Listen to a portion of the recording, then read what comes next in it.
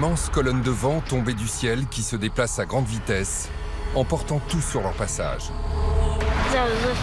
J'ai été soulevé dans les airs, mes lunettes se sont envolées, il y a eu un énorme bruit et le plafond m'est tombé dessus. Les tornades sont des forces de la nature que rien ne peut arrêter. Il est hors de question d'affronter un monstre pareil, un phénomène aussi destructeur qu'une tornade. Grâce à la science, on sait aujourd'hui que ces tourbillons de vent géants se créent au cœur des orages les plus violents. Quand des masses d'air à la température et à l'humidité différentes se rencontrent, quand les vents d'altitude peuvent souffler à la vitesse d'un TGV, les conditions sont réunies pour créer des monstres à la force terrifiante. Les vents les plus forts à la surface de la Terre possible ont lieu dans les tornades. Les tornades peuvent prendre les formes les plus incroyables, comme celle de trompes d'eau au-dessus des océans. Sur Terre, leur puissance est inégalée. À l'intérieur du tourbillon des plus grosses d'entre elles, les vents peuvent tourner à près de 500 km à l'heure. Pire, un même orage peut produire en même temps plusieurs tornades sur quelques kilomètres. Quelles en sont les formes les plus extrêmes? Nous nous rendrons d'abord aux États-Unis, un des endroits qui connaît le plus de tornades chaque année. Aux États-Unis, il y a environ 1200-1300 tornades chaque année. Dans la Tornado Alley, nous découvrirons comment se forment ce que les spécialistes appellent des F5, les plus puissantes tornades jamais mesurées. Et ce, grâce à l'exemple de la tornade de Moore en mai 2013, qui a détruit en moins d'une heure près de 1200 bâtiments et tué 24 personnes, faisant 2 milliards de dollars de dégâts. Quand vous la voyez descendre la rue et tout déchiqueter, vous vous dites « ça y est, je vais mourir ». Nous verrons ensuite que les tornades frappent dans de nombreux endroits sur la planète, mais aussi en France. Ainsi, en août 2008, un tourbillon gigantesque a ravagé la petite ville de Hautmont, dans le Nord. C'est un phénomène qui mesurait entre 70 et 100 mètres au plus large, qui se déplaçait à près de 100 km/h. Vous sortez de chez vous, vous arrivez, vous voyez ce phénomène qui arrive. Honnêtement, il n'y a plus rien à faire. Grâce à la science, nous comprendrons comment une tornade peut soulever un camion, mais aussi envoyer des débris à plusieurs centaines de kilomètres. On a déjà vu des tornades qui ont produit des projections d'objets telles qu'une clé plantée dans des murs en briques. Enfin, nous découvrirons un phénomène encore plus inquiétant et de plus en plus courant aux États-Unis, les outbreaks. On peut aller parfois jusqu'à plusieurs centaines de tornades en quelques jours. Des centaines de tornades qui ravagent en même temps un territoire quand les conditions idéales sont réunies. Puissance, vitesse et destruction, sur le terrain, des scientifiques cherchent à comprendre ces phénomènes pour tenter d'en limiter l'impact. Reste à savoir si un jour nous pourrons les prévoir pour s'en prémunir.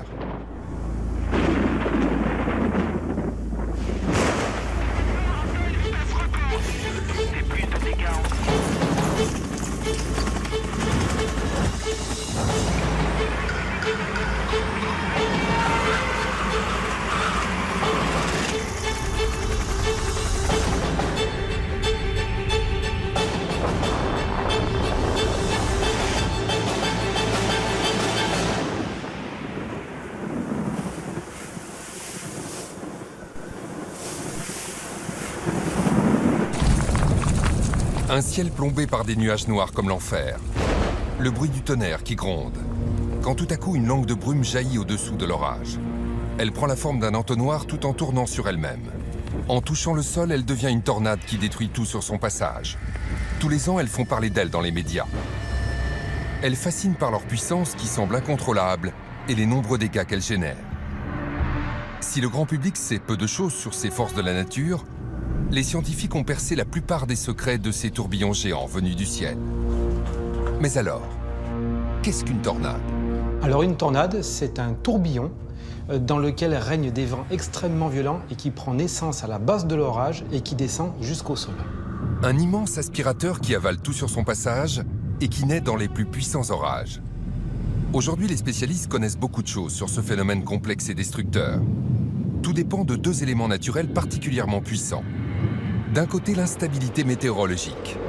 Quand des masses d'air que tout oppose s'entrechoquent, c'est là qu'apparaissent les tornades. De l'autre, le jet stream, un vent d'altitude parmi les plus puissants de la planète qui va protéger et amplifier les tourbillons géants. Pour percer les secrets des tornades, direction les États-Unis. Aux États-Unis, il y a environ 1200, 1300 tornades chaque année sur l'ensemble du territoire. Mais il faut savoir que les 2/3 de ces tornades se concentrent plus spécifiquement sur la Tornado Alley, une grande partie des plaines du centre et de l'est des États-Unis.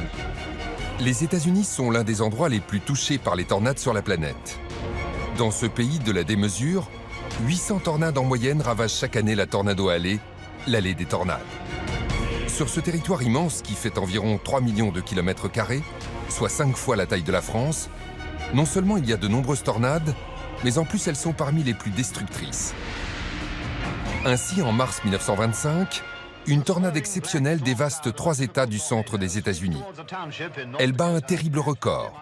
Alors en 1925, on a assisté à ce que l'on appelle la Tri-State Tornado, c'est-à-dire une tornade qui a été la plus meurtrière de l'histoire des États-Unis, qui a quand même parcouru pendant 3h30 le pays sur une distance de 325 km.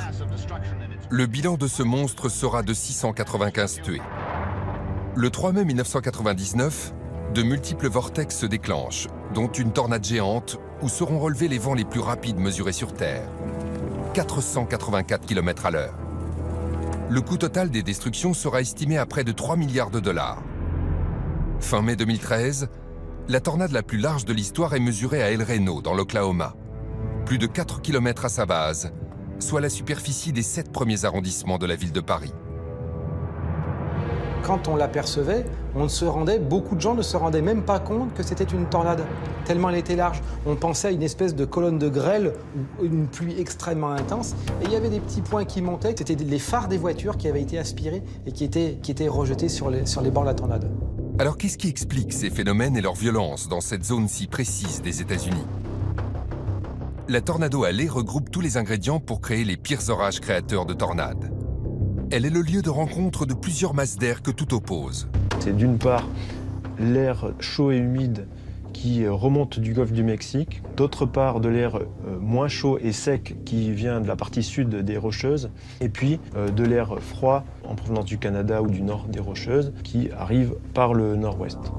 C'est la rencontre de ces 3 masses d'air qui ont un taux d'humidité et de température différent qui est à l'origine de tout. Pourquoi? Tout commence avec le Soleil. La Terre étant ronde, les rayons solaires ont plus ou moins de distance à parcourir. Cela crée donc des zones où l'air est plus ou moins chaud. Ensuite, selon la température, l'air ne se comporte pas toujours de la même manière. Ce principe scientifique est bien connu des physiciens. C'est le principe de la convection thermique. La convection thermique, c'est le phénomène physique qui tente à provoquer des mouvements d'air dans l'atmosphère, ces mouvements étant générés par des différences de température. Avec la chaleur, l'air se dilate. Les molécules qui le composent vont s'écarter les unes des autres. Comme il y a moins de molécules, cet air chaud est plus léger. Au contraire, si l'air est froid, les molécules se resserrent les unes contre les autres. L'air froid sera plus lourd. Un phénomène qui combine température et humidité atmosphérique. Contrairement à ce qu'on pourrait croire, l'air humide est plus léger que l'air sec. Donc la masse d'air la plus légère dans l'absolu, c'est une masse d'air chaude et humide. Contrairement à de l'air froid et sec qui va être, lui, très dense. C'est exactement ce qui se passe au-dessus d'une casserole où de l'eau est en train de bouillir. On voit la vapeur monter, et cette vapeur, c'est de l'air chargé d'humidité. Revenons à la Tornado Alley. L'air sec venu du sud-ouest des États-Unis, plus lourd, va passer sous l'air chaud et humide venu du golfe du Mexique. Il va le pousser vers le haut. En montant, l'air chaud va se refroidir et un autre phénomène va entraîner l'apparition des nuages, la condensation. Au bout d'un moment, cet air chaud et humide finit par se refroidir tellement que l'humidité qu'il contient se condense, forme des gouttelettes et donc un nuage d'orage. Ce nuage est appelé cumulonimbus. Et c'est dans son cœur que vont apparaître ce que les scientifiques appellent des cellules, c'est-à-dire des phénomènes orageux.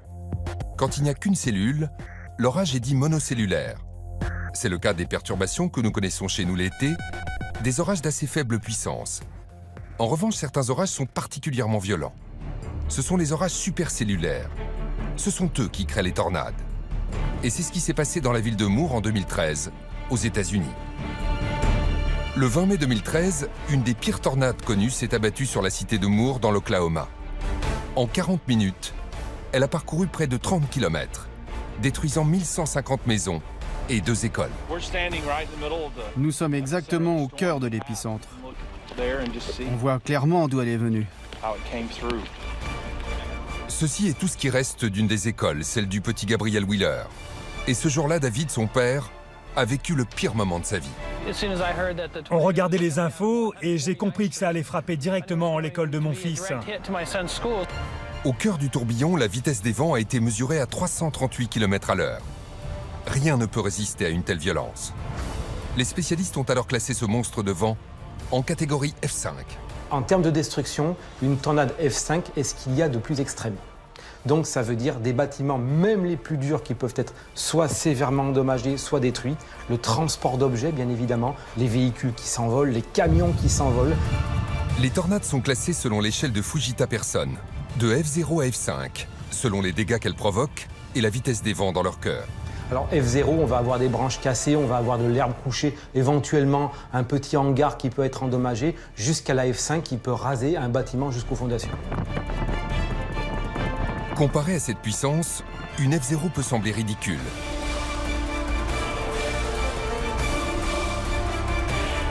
Pourtant, avec des vents soufflant jusqu'à 137 km/h, elle est au niveau d'une violente tempête.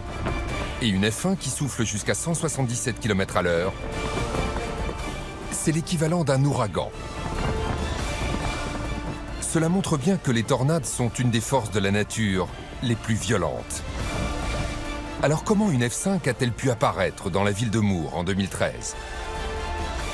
Alors, le 20 mai 2013, on avait les conditions entre guillemets classiques, le cas d'école d'une situation à fort risque tornadique, avec de l'air très chaud et humide qui remonte dans un flux de sud depuis le golfe du Mexique, et puis cet air plus sec aussi qui est arrivé par l'ouest du Texas. Donc voilà une situation classique, et donc un front orageux qui s'est formé à l'interface entre l'air sec et l'air humide, et en plein sur l'Oklahoma. Donc on a eu des orages supercellulaires, tornadiques particulièrement violents. Pour les scientifiques, tout repose sur le principe de convection. L'air chaud et humide est moins dense que l'air sec. Il pousse l'air chaud vers le haut. Et plus la différence d'humidité et de température est importante, plus la poussée va être forte, créant des vents ascendants très rapides. Dans le cas de la F5 de Moore, la différence entre l'air sec venu du Texas et l'air chaud et humide du golfe du Mexique est énorme. Celui-ci monte à la vitesse de 180 km/h. Cette vitesse, c'est de l'énergie brute. Dans le cas de Moore, elle s'élève à 5000 joules par kilo. Et 5000 joules par kilo, vu la taille de cet orage, cela équivaut à la puissance de la bombe nucléaire de Nagasaki. Et ce n'est pas tout, car c'est là que la troisième masse d'air présente dans la Tornado Alley va entrer en jeu. En plus des deux masses d'air venues du Texas et du golfe du Mexique, une autre plus froide descend depuis le Canada. La rencontre entre cet air froid du nord et l'air chaud du sud va créer un déséquilibre à cause des différences de pression. Nous l'avons vu, la température de l'air le rend plus ou moins lourd. L'air exerce donc plus ou moins de pression selon qu'il fait plus chaud ou plus froid à tel ou tel endroit. Or, la nature a horreur des déséquilibres. Elle va chercher à éliminer ces différences. On voit tout de suite que les régions chaudes sont plus légères, les régions froides sont plus lourdes, et donc ça va induire des mouvements d'air du froid vers le chaud pour rééquilibrer justement cette pression. D'une manière générale, ces mouvements d'air entre zones de pression différentes, c'est ce qu'on appelle le vent. Dans la Tornado Alley, ce vent va aller de l'air polaire, qui a plus de pression, vers l'air chaud qui en a moins. Là encore, la différence de température et donc de pression est tellement importante que ce courant, appelé jet stream ou courant de jet, est particulièrement rapide. Ça peut aller de l'ordre de quelques dizaines de km/h, parfois 90 km/h, mais jusqu'à des valeurs extrêmement importantes, de l'ordre de 320, 360 km/h. Et parfois, dans certaines situations, il a dépassé les 500 km/h. Ce jet stream circule en altitude.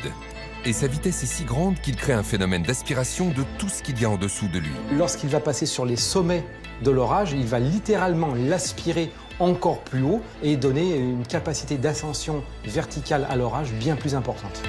Le jet stream rend l'ascension de l'air chaud et humide si puissante que l'orage prend des proportions énormes en quelques minutes. Donc ça fait un énorme nuage qui part de 1 km d'altitude jusqu'à 10-15 km.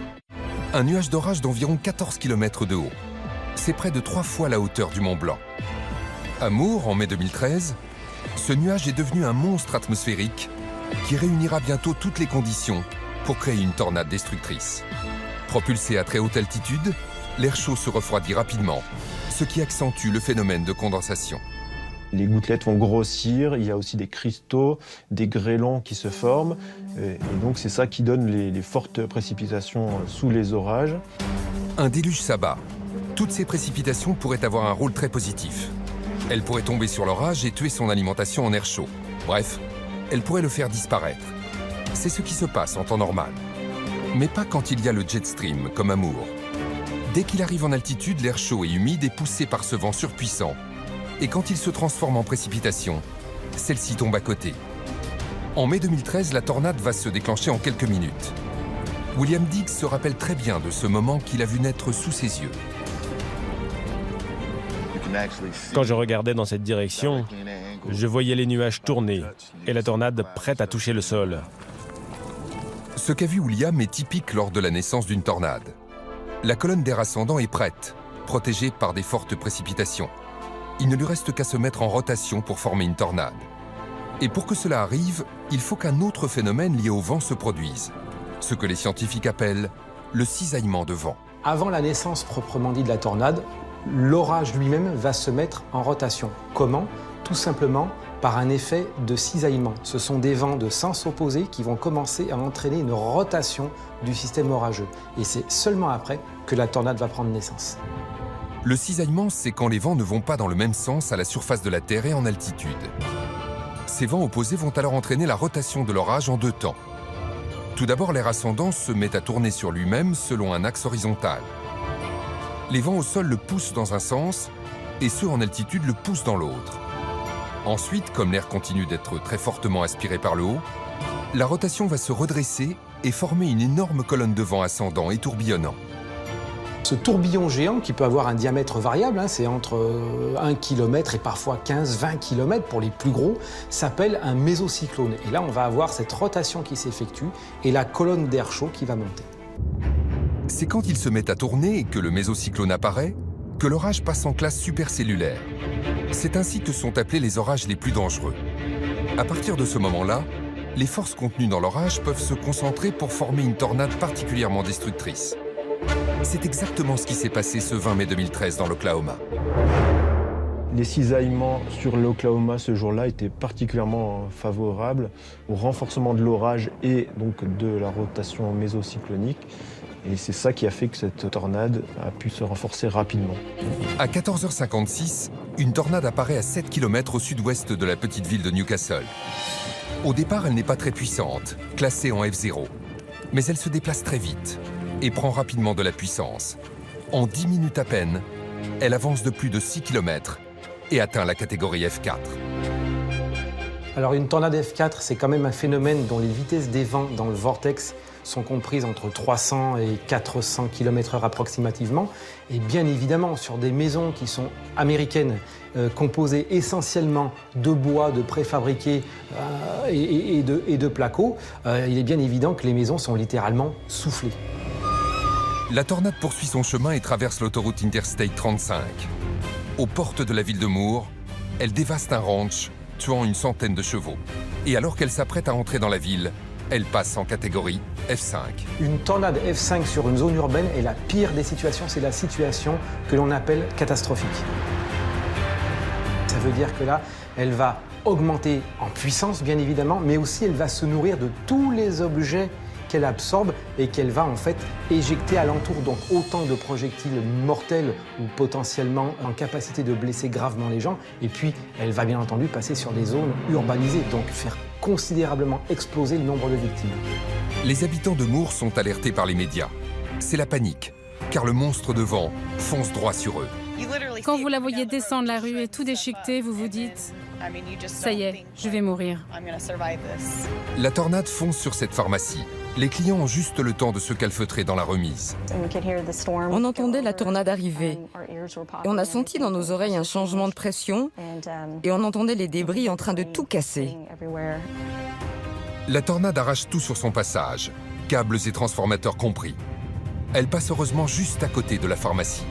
Après avoir rasé les premiers quartiers, la tornade se dirige droit sur l'école du fils de David Wheeler. Dès que j'ai appris qu'elle allait du côté de son école, j'ai foncé. Impossible pour ce père de famille de rattraper la tornade qui fonce à près de 100 km/h. D'autant qu'un déluge s'abat sur la ville. Quand il arrive sur place, tout a été rasé. Quelques sauveteurs creusent dans les décombres. Pendant 3 heures, il va fouiller au milieu des gravats et finir par retrouver son fils. Le petit Gabriel est presque indemne. Un véritable miracle, car quand la tornade a frappé l'école, les vents mesurés en son centre atteignaient près de 340 km/h. C'était horrible, c'était très dur. J'ai cru que j'allais mourir. J'ai été soulevé dans les airs, mes lunettes se sont envolées, il y a eu un énorme bruit et le plafond m'est tombé dessus. En quelques minutes, 24 personnes ont été tuées, dont 6 dans cette école. Un autre établissement va être rasé et 1150 maisons vont être détruites. Pour les témoins du phénomène, la tornade de Moore restera comme une catastrophe d'une rare violence. Je l'ai vue partir au loin. Elle était énorme. Aussi grosse que l'immeuble qui est devant moi. Au final, le coût des dégâts occasionnés dépasse les 2 milliards de dollars. Ce n'est que 8 km plus loin, à l'est de la ville, que la tornade va finir par disparaître, laissant derrière elle un champ de ruines et de dévastation. Voilà pour les tornades qui dévastent le centre des États-Unis chaque printemps. Si elles sont les plus médiatisées, ce ne sont pas les seules sur la planète. Loin de là. De vastes zones du monde peuvent connaître des tornades, mais avec des fréquences ou des probabilités plus ou moins fortes. Pour qu'il y ait des tornades, il faut des orages. Ce n'est pas là où il y a le plus d'orages sur la Terre, les régions équatoriales, qu'il y a le plus de tornades, car l'autre facteur indispensable est absent. Il n'y a pas de jet stream. Le jet stream favorable à la formation des tornades, on va le trouver principalement en périphérie des zones subtropicales. Les zones subtropicales entourent l'équateur, formant ainsi une vaste bande de terre de plusieurs milliers de kilomètres. Les pays les plus touchés par les tornades sont tous à la limite de cette zone. Il y a bien sûr les États-Unis, mais aussi en dessous il y a l'Argentine, l'Afrique du Sud et l'Australie. Et au-dessus le Japon, la Chine, l'Inde et surtout le Bangladesh. En 1989 au Bangladesh, une tornade, la plus meurtrière de l'histoire répertoriée à ce jour, a fait quand même 1300 victimes. La tornade de 1989 était une F5 dont le vortex, c'est-à-dire le tourbillon, faisait 2,4 km de large, l'équivalent du pont de Millau. Et si elle a fait autant de victimes, c'est qu'elle a traversé plusieurs bidonvilles très habités. Il est presque impossible de connaître le nombre de tornades qui touchent chaque année ce pays, car beaucoup de zones sont très isolées. Mais certains spécialistes pensent qu'il y en a au moins autant qu'aux États-Unis, soit plus de 1000 par an. Le jet stream est très fort au Bangladesh. Et comme aux États-Unis, plusieurs masses d'air aux températures très différentes se rencontrent. D'un côté l'air chaud et humide venu du golfe du Bengale, de l'autre, l'air glacial descendu de l'Himalaya. Vous avez des glaciers qui sont très froids et donc qui refroidissent un petit peu l'air qui est juste immédiatement à leur proximité. Et si c'est en altitude, l'air froid étant plus lourd que, on va dire, l'air ambiant en montagne, par exemple, en plein été, cet air froid qui est produit par le glacier, il va descendre dans la vallée. Encore plus incroyable, il y a même des tornades au-dessus de la mer. Les spécialistes les appellent des trompes d'eau. Et si elles sont très impressionnantes, elles sont moins puissantes que les tornades terrestres. Comme elles ont besoin que de l'air chaud soit poussé vers le haut par de l'air froid, afin qu'une colonne apparaisse et se mette à tourner. Pour qu'elle soit puissante, il faut que la différence de température entre air chaud et air froid soit très grande. Or, une des caractéristiques de l'océan limite cette différence. C'est ce qu'on appelle l'inertie thermique. L'océan, en fait, a une inertie thermique très importante et met beaucoup de temps à restituer la chaleur qu'il a pu emmagasiner, contrairement à la Terre, par exemple, qui sera en mesure de restituer cette chaleur beaucoup plus rapidement. Sur la terre ferme, la température peut augmenter de plusieurs dizaines de degrés en quelques heures à peine. Mais il faut beaucoup plus de temps sur la mer. Comme la mer dégage moins de chaleur, la différence avec l'air plus froid est moins forte. Et les tornades marines, les trompes d'eau, sont moins puissantes. Les tornades peuvent donc se former dans de nombreux endroits du monde, même en pleine mer. Qu'en est-il de l'Europe et plus particulièrement de la France? Aussi étonnant que cela puisse paraître, il y a beaucoup plus de tornades qu'on pourrait le croire. Donc en France, effectivement, contrairement à l'idée reçue, il y a des tornades, entre 150 en moyenne et 200 annuellement. dont la quasi-totalité sont heureusement des F0. Donc F0, ça veut dire de très faible durée et qui causent peu de dégâts, donc qui se remarquent au final très peu. Même si la plupart des tornades françaises sont de faible intensité, certaines ont pourtant été particulièrement ravageuses. On a eu 2 F5 en France officiellement répertoriées. Une en 1845 qui a traversé une partie de la Seine-Maritime en provoquant la mort de plusieurs dizaines de personnes et qui a aussi créé plusieurs centaines de blessés et de grosses destructions. Et une plus récente en 1967 dans le Pas-de-Calais qui a tué 6 personnes et là aussi a provoqué pas mal de dégâts.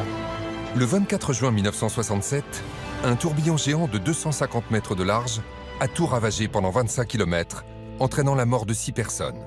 Un bilan dramatique mais qui aurait pu être pire, car la tornade n'a pas traversé de ville. Malheureusement, c'est ce qui s'est passé à moins de 100 km de là, le 3 août 2008. C'était à Hautmont, dans la banlieue de Maubeuge. Si on reprend le cas de la tornade de Hautmont, on a donc affaire à un phénomène qui est passé du statut de F0 à F4 relativement rapidement quand même.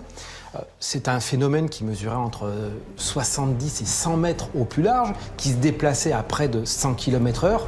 En moins de 15 minutes, la tornade d'Hautmont a parcouru 19 km, tuant 3 personnes et occasionnant de nombreux dégâts. Une catastrophe rendue possible par les conditions météorologiques de ce jour d'été.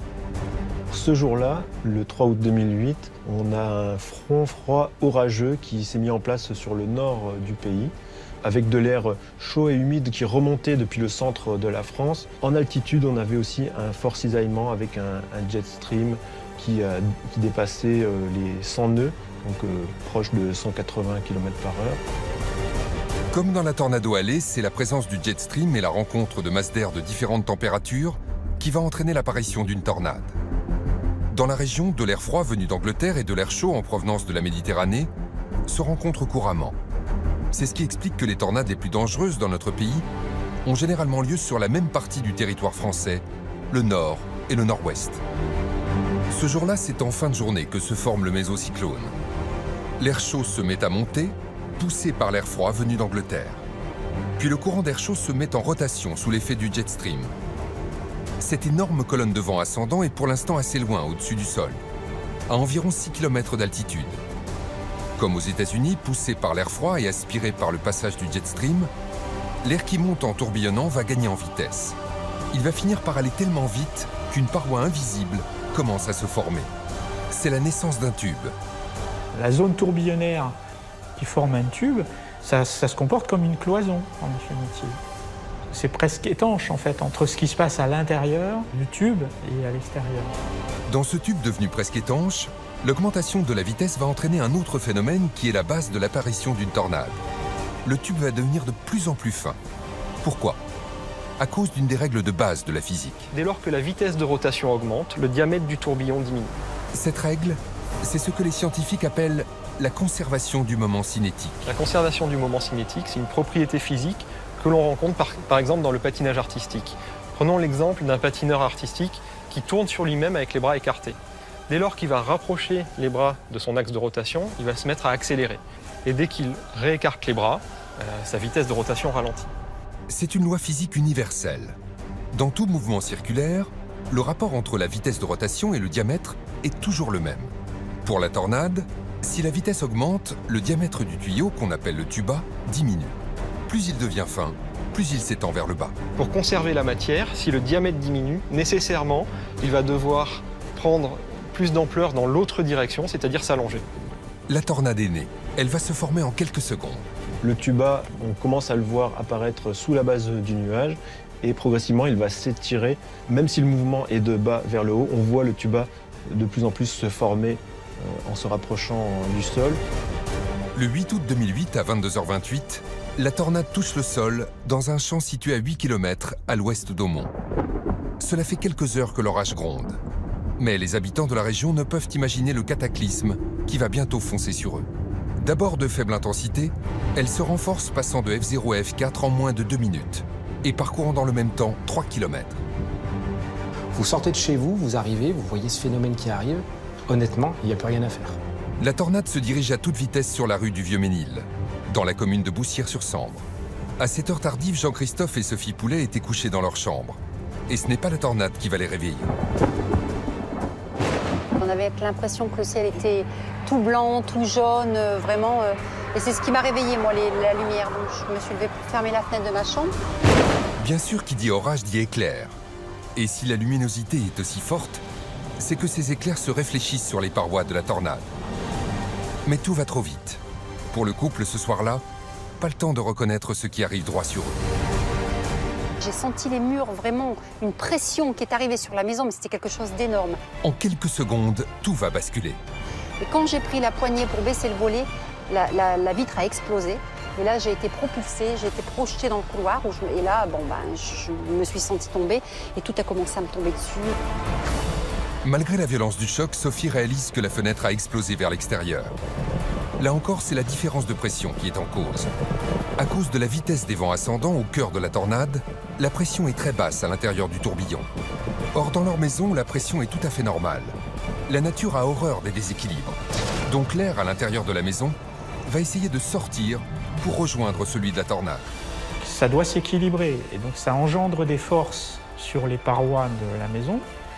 Si ces forces sont trop grandes, les points les plus faibles de la maison vont partir en premier. Ça va être les fenêtres qui vont être attirées à l'extérieur, puisqu'il y a une pression plus faible à l'extérieur. Et puis si c'est vraiment trop fort, la maison ne va pas avoir le temps de réagir. Enfin, même les fenêtres cassées, ça va se passer trop vite et donc ça va arracher aussi la partie solide, les murs de la maison. C'est exactement ce qui est arrivé à la résidence du couple ce 8 août 2008. Je tournais ma tête vers le ciel. Je savais même pas que j'avais perdu ma toiture. Et d'un seul coup, je voyais tous les murs s'arracher comme on peut arracher un beefsteak. À la puissance destructrice engendrée par la différence de pression, vient s'ajouter la très forte aspiration de la tornade. En quelques secondes, la maison est détruite. Et là, je me suis retrouvée sur la maison. La maison, elle était sur 1 mètre de hauteur. Et je me suis retrouvée debout sur la maison. Jean-Christophe est blessé au pied. Mais lui et sa femme sont vivants, miraculés. La tornade s'éloigne, mais une seconde catastrophe va s'abattre sur eux. Et là, à ce moment-là, des trombes d'eau se sont mises à tomber. Mais alors, infernal, quoi. J'ai jamais vu ça. À une force. L'air chaud et humide aspiré par la tornade s'est refroidi et s'est condensé pour former des gouttes. Si elles étaient tombées sur place, elles auraient tué l'orage en noyant son alimentation en air chaud. Mais malheureusement, comme aux États-Unis, le jet stream a décalé ces nuages chargés de pluie. Les cisaillements de vitesse vont pousser la zone de précipitation à l'extérieur de la colonne d'alimentation en air chaud. De cette façon, la tornade, elle peut perdurer et elle peut toujours continuer à se nourrir en carburant. À Aumont, en 2008, les nuages chargés de pluie ont été poussés. Ils font tomber des tonnes d'eau et forment un déluge qui suit de près la tornade. Heureusement pour les habitants, il ne s'agissait que d'eau liquide et non pas de grêle, car la grêle peut être particulièrement destructrice. Dans un orage, la taille des grêlons peut être très variable. Les plus gros, par exemple, faisaient une vingtaine de centimètres, c'est la taille d'un melon, en gros, et on avoisine le kilo. En effet, quand le courant d'air chaud et humide se condense en haute altitude, l'eau peut geler. Si ce courant est assez fort, il va continuer à faire monter de l'eau assez longtemps pour que les grêlons grossissent avant de finir par tomber du fait de leur poids. Dans la banlieue d'Aumont, le 8 août 2008, la tornade continue sa course et se dirige vers la ville. Sur son chemin se trouve une petite forêt, le bois de Fay. Un tel obstacle avec des centaines de grands arbres peut-il freiner sa course? C'est exactement l'inverse qui va se produire. La zone de dégâts de la tornade s'élargit, passant de 100 à plus de 200 mètres de large. Pourquoi? À cause des vents violents qui se trouvent à sa base, ce que les spécialistes appellent le buisson de la tornade. Ce que l'on appelle le buisson de la tornade, c'est cette zone d'aspiration où on va retrouver la majeure partie des objets, des poussières et de tous les éléments aspirés qui gravitent autour du vortex. En entrant dans la forêt, la tornade arrache de nombreux arbres qui vont tourner avec elle, occasionnant à leur tour de nouvelles destructions. Sa zone de dégâts devient alors beaucoup plus large. Et ce n'est pas tout. Des vents violents peuvent s'ajouter au tourbillon principal. Et pour ça, il suffit qu'il y ait un chemin forestier. Ce chemin bordé d'arbres va se comporter comme un goulet d'étranglement pour le vent. Le vent qui arrive aux abords d'une forêt n'a d'autre choix que de passer par des espaces plus restreints. Et en fait, pour conserver son débit, eh bien, il va devoir accélérer sur des espaces comme un chemin forestier, par exemple, ou entre les arbres. Il y a moins d'espace pour passer, mais autant de molécules d'air. Celles-ci vont donc forcer le passage en accélérant. Dans le bois, des centaines d'arbres sont déracinés. Pour d'autres, leurs troncs semblent avoir été torsadés et en partie arrachés. Un phénomène spectaculaire qui, là encore, s'explique parfaitement par la science. La caractéristique des tornades, c'est quand même que c'est un phénomène très localisé avec des très grandes vitesses de vent.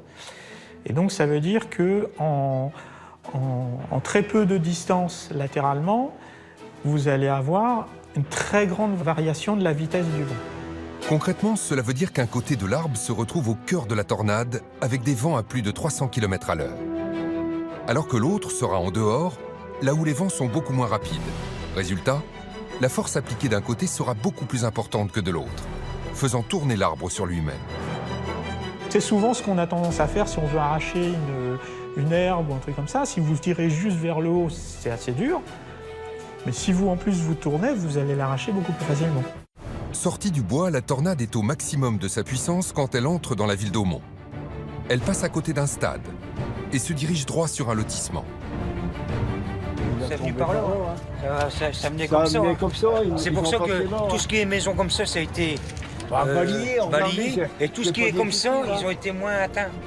De nombreuses maisons sont très endommagées. La panique est totale. D'autant que le tourbillon géant fait un bruit assourdissant. Un sifflement comme un mirage qui passait. Vous avez cru un avion, un mirage. Ça sifflait fort, ça sifflait. Et il y a eu même des explosions. Bien sûr, la tornade arrache les câbles électriques, ce qui entraîne des explosions. Mais la tornade elle-même produit un son, un grondement parmi les plus graves émis sur Terre. Les sons émis par une tornade sont proches des infrasons. Ils sont émis par les vibrations ou les mouvements au sein de la tornade ou la friction entre la tornade et l'air environnant. Le vent tourbillonnant forme la paroi d'un gigantesque tube qui tourne très vite sur lui-même. En tournant, il frotte l'air qui est autour jusqu'à produire des sons extrêmement graves. À cela s'ajoutent aussi les sons provoqués par les débris projetés dans tous les sens. Encore plus incroyable, cet homme a pu constater l'énorme puissance de la tornade. J'ai vu le camping-car bouger, la montée. Il était à l'intérieur du véhicule quand le drame a eu lieu. Et j'ai vu que j'étais soulevé en hauteur, puis après il a redescendu et il est retombé par terre. La tornade a réussi à soulever un camping-car de plusieurs tonnes. C'est logique car, comme l'expliquent les scientifiques, à l'intérieur il y a une très forte aspiration due à la pression très basse. Donc ça agit en fait comme un aspirateur. Les cloisons du tube, c'est l'air en rotation, mais au milieu vous avez une dépression. Donc on peut très bien aspirer tout un tas d'objets et selon la force de la tornade, on va aspirer des plus ou moins gros objets. Heureusement, le camping-car retombe rapidement au sol. Son propriétaire a eu beaucoup de chance, car des très grosses tornades peuvent projeter des voitures, voire des camions sur plusieurs centaines de mètres. Encore plus impressionnant, des objets peuvent aller beaucoup plus loin si la tornade est assez forte pour les aspirer jusqu'au jet stream. Si un objet est aspiré, par exemple, par la tornade au niveau des vents d'altitude, ça va permettre à cet objet de voyager sur de grandes distances. Certains objets ont ainsi été retrouvés à plusieurs centaines de kilomètres, poussés par ce vent qui peut atteindre 500 km/h. À Hautmont, la tornade continue sa course et se rapproche de l'hôpital. Comme on le voit parfaitement sur ces images, elle va détruire la moitié du toit, réalisant ainsi une découpe quasi chirurgicale. Qu'est-ce qui explique cette coupure aussi nette? Pourquoi une tornade détruit tout à un endroit en ne faisant même pas tomber les objets à quelques dizaines de centimètres de là? L'explication tient encore une fois dans la différence de pression qu'il y a entre le cœur de la tornade et celle dans le bâtiment qui va être touché. L'air qui est dans l'immeuble va tenter de sortir pour aller remplir le vide dans le vortex. Et pour ça, il va détruire tout ce qu'il y a sur son passage, mais rien d'autre. On peut très bien arracher la moitié d'une maison. Une fois qu'elle est complètement ouverte, il n'y a plus de danger puisque les pressions vont être équilibrées entre l'intérieur et l'extérieur. Donc d'où le phénomène qui peut être effectivement très localisé comme ça. Plus de différence de pression, donc plus de dégâts. La tornade est passée en laissant des édifices détruits à moitié. Pour autant, le danger reste omniprésent, d'autant que le monstre de vent avance de façon totalement imprévisible. Alors on a déjà vu des tornades qui par exemple évoluaient à 30 km/h en vitesse de déplacement, qui tout à coup ont accéléré, sont passés à des vitesses bien plus importantes, pas loin des 100 km/h, et qui parfois tournent quasiment à angle droit. Donc vous êtes dans la maison, vous voyez le phénomène qui arrive sur vous, vous vous dites dans 5 minutes je suis mort, et là, la tornade tourne et passe en fait sur la maison du voisin. Qu'est-ce qui explique la trajectoire d'une tornade? Les scientifiques ont identifié plusieurs facteurs mais ne connaissent pas encore précisément son fonctionnement. Elle va se déplacer pour tout un tas de raisons qui nous sont pour la plupart inconnues, mais en tout cas, en fonction de la nature du sol sur lequel elle va évoluer, en fonction du nombre de débris qu'elle va avaler, en fonction de l'humidité de l'air dans la zone où elle évolue, et de tous ces facteurs qui font que la tornade peut en tout cas avoir une capacité d'évolution qui est totalement propre à elle-même, mais en plus, totalement imprévisible. Dans le nord de la France, la tornade a déjà parcouru 12 km et va encore avancer de près de 7 km en faiblissant. Ce n'est qu'après avoir traversé au Mont puis Maubeuge qu'elle va finir par disparaître, juste avant la frontière avec la Belgique. Qu'est-ce qui explique cette disparition? Ce sont les précipitations qui accompagnent l'orage, qui vont finir par l'étouffer. La phase d'affaiblissement d'une tornade, c'est lorsque les précipitations commencent à trop entourer la zone d'ascendance et à couper l'alimentation en air chaud et humide et à déstructurer la rotation de l'orage.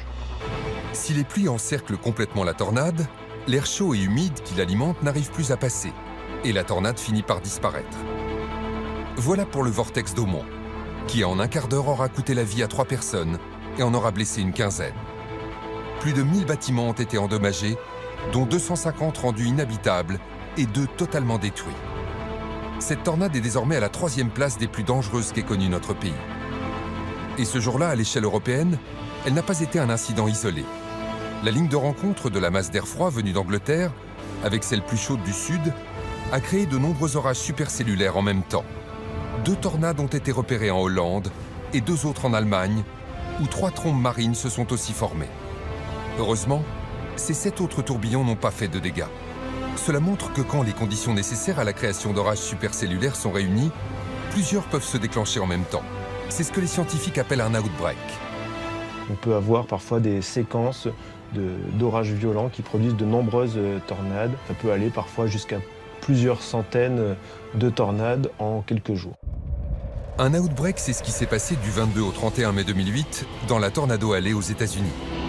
239 tornades se sont formées sur cette courte période, dont 170 les 3 premiers jours. Et si autant de catastrophes se sont produites en aussi peu de temps, c'est que les conditions pour que de nombreux orages supercellulaires se forment étaient incroyablement réunies. D'une part, un gros différentiel de température, des masses d'air opposées, un courant jet stream en altitude, et puis des vents sens contraire. Les scientifiques nous le rappellent. Pour qu'un orage passe en catégorie supercellulaire, c'est-à-dire créateur de tornades, certains éléments sont indispensables. Il faut d'abord que de l'air chaud et humide rencontre de l'air plus froid. Moins lourd que ce dernier, l'air chaud va se transformer en vent ascendant de plus en plus rapide. Il faut ensuite qu'un vent puissant en altitude souffle en direction opposée des vents qui sont proches du sol. Il va mettre en rotation l'air chaud qui monte à grande vitesse, créant une colonne de vent tourbillonnant. Cette colonne est à la base très large, puis elle va se concentrer et un début de tornade va apparaître à la base du nuage d'orage et va descendre jusqu'à toucher le sol. Le 22 mai 2008, en début de journée, dans le centre de la météorologie américaine dédié aux tornades, les prévisionnistes sont en alerte maximum car ils ont repéré des orages particulièrement violents. Souvent, on voit arriver ces systèmes orageux une semaine à l'avance, grâce à nos modèles. On connaît ces phénomènes et on sait qu'ils sont annonciateurs de conditions très dangereuses. Vu qu'il y a plus de 800 tornades qui s'abattent chaque année dans la Tornado Alley, un système d'alerte très performant a été mis en place par les scientifiques. Des messages se mettent à tourner en boucle sur les radios de 5 États, et notamment dans la petite ville de Windsor, dans le Colorado. Ce jour-là, Maggie Barnhill n'a pas écouté la radio. Elle n'a aucune conscience de ce qui se prépare. En fin d'après-midi, sa vie va basculer en quelques instants. On venait de rentrer, j'avais pris mon fils à l'école. On a mangé une soupe et on venait de finir quand l'électricité s'est éteinte et de la grêle s'est mise à tomber. À 18h26, la tornade s'est formée à 35 km au sud de la ville. Elle est accompagnée de très fortes précipitations sous la forme de grêlons énormes, de la taille d'une balle de baseball. Il faut savoir quand même qu'un grêlon, au-delà de 6 cm de diamètre, est potentiellement létal. Quand il va descendre, il peut tomber à des vitesses qui avoisinent les 180-190 km/h. Ce n'est pourtant pas ce qu'il va y avoir de plus destructeur, car la tornade qui vient de se former fait partie de la catégorie la plus dangereuse, ce que les scientifiques appellent les multivortex. Les tornades multivortex Ça peut aller jusqu'à typiquement 2 à 5 petits vortex secondaires qui se développent au sein d'un vaste vortex. Imaginez qu'à l'intérieur de la tornade de Windsor, il y a d'autres tornades plus petites. On pourrait croire que ces tourbillons ne peuvent pas faire grand-chose de plus que le vortex principal. Détrompez-vous. Les vents les plus forts ont été mesurés au cœur d'une tornade, une multivortex. Et là, au cœur d'un vortex secondaire, la vitesse a été mesurée à 484 km/h. Une vitesse de près de 500 km/h. Si les petits vortex sont limités par leur taille, leur puissance de destruction est incroyable. Pourquoi? Car la vitesse à laquelle ils tournent sur eux-mêmes va être démultipliée par celle du vortex principal. L'énergie de rotation d'ensemble de la tornade principale, ils arrivent à la concentrer sur une échelle plus réduite, mais donc avec une très forte intensité. Les spécialistes estiment que cela peut ajouter jusqu'à 160 km/h au vent tourbillonnant. À Windsor, quand la tornade arrive sur la maison de Maggie, la mère de famille réagit en quelques secondes. La grêle a détruit la terrasse, puis les chaises se sont envolées. J'ai dit, il faut y aller. J'ai pris mon fils et on est descendu à la cave. On était à peine arrivés en bas que les vitres ont explosé. Si Maggie et son fils sont encore en vie aujourd'hui, c'est qu'elle a eu le meilleur réflexe possible à ce moment-là. Dans le cas où un phénomène de ce type, donc une tornade F4 avec une telle vitesse et une telle rapidité de progression va arriver vers soi, la seule solution est de trouver de toute façon un abri sous terre, une cave. En cas de tornade, les bâtiments explosent de l'intérieur vers l'extérieur car la basse pression dans le vortex fait un appel d'air très fort, mais pas sous terre. La tornade, si elle arrive vraiment dessus, on va subir uniquement la partie aspirateur vertical. Heureusement, la tornade passe rapidement et n'a pas le temps d'emporter Maggie et son fils. À quelques centaines de mètres de chez elle, les dégâts sont encore plus impressionnants. On était dans l'abri et on a entendu des énormes bruits, comme si tout nous tombait dessus. C'était bruyant, tellement bruyant. Preuve de l'importance de se réfugier sous terre, la maison de cette habitante a été entièrement détruite. Elle en est sortie vivante grâce à un abri anti-tornade qu'elle a fait construire. Les habitants de la Tornado Alley, très habitués à ces forces de la nature, sont souvent bien équipés. Ils savent comment réagir et s'ils sont surpris loin de chez eux, ils se réfugient dans les sous-sols des hôtels ou des grands magasins. À Windsor, la tornade va continuer son chemin pendant encore plus de 20 km. Le bilan de ce terrible outbreak sera au final monstrueux. Des milliers de véhicules et de bâtiments détruits, 13 morts, plusieurs milliards de dollars de dégâts. Les tornades peuvent donc prendre de multiples formes. Les spécialistes ont même observé des tornades de feu. Ça va être l'air très chaud qui est emporté par les flammes et en montant brutalement, il va se mettre en rotation. Pour les scientifiques, les tornades de feu ne sont pas de la même famille car elles ne sont pas reliées à un orage. Elles dépendent cependant elles aussi des différences de pression nées des différences de température. Pour compenser en fait les écarts thermiques, l'atmosphère se met à tourbillonner pour ramener du chaud vers le froid.